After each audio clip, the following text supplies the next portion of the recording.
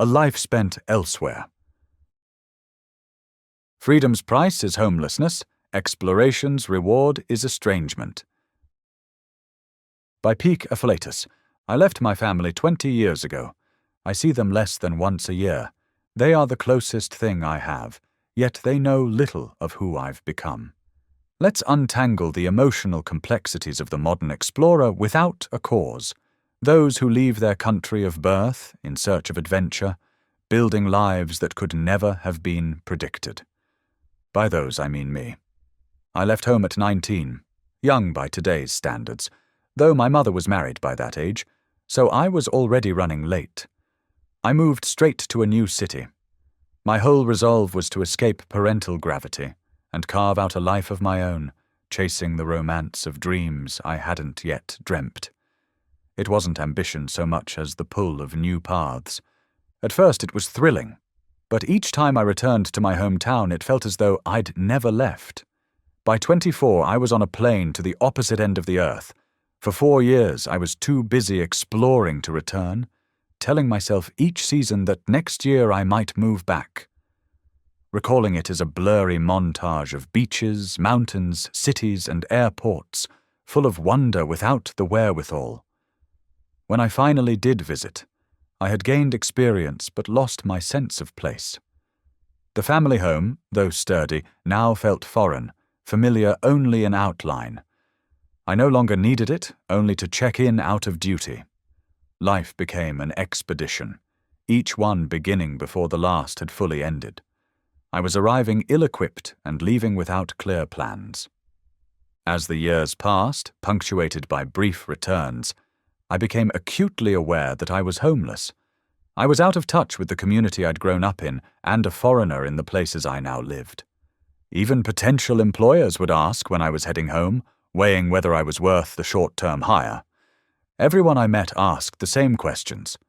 Where are you from? Why would you leave? Why are you here? My answers were both vague and direct. It was mostly happenstance and adventure. There's a particular isolation that comes when decades pass, and you're out of step with where you began, yet never rooted where you are.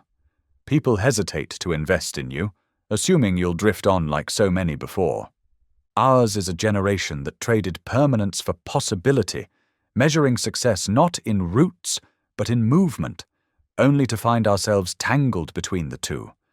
Most years I made it worse with offhand remarks about moving home one day. I still do, though I never do. I watch my parents age through our regular video calls, as if by elongated time-lapse, their lives now bound by stories of illness and funerals. I've been an absent uncle too, watching my nieces grow into teenagers from afar. A week or two together each year can only stretch so far across the distance of time. When I broke down in front of my sister, shortly before an actual breakdown, I was stunned to hear she thought I had life-sussed. In my mind, I'd failed the human experiment. No marriage, no children, no plan, just hazy memories and depression. To her, I'd carved a life against expectation, a so-called successful creative exploring on my own terms. I'd always seen life as a series of small, self-contained chapters, each lived intensely. But now the chapters fill decades, become volumes, and I feel an urgency to change tack, or at least to chart a heading. We're all chasing the same mirage, to achieve, acquire, and construct an identity, while our egos spar with the body's slow decline. We can't take any of it with us. So I've set out to download a life spent elsewhere. Freedom's price is homelessness, exploration's reward is estrangement. By Peak Afflatus. I left my family 20 years ago. I see them less than once a year. They are the closest thing I have, yet they know little of who I've become. Let's untangle the emotional complexities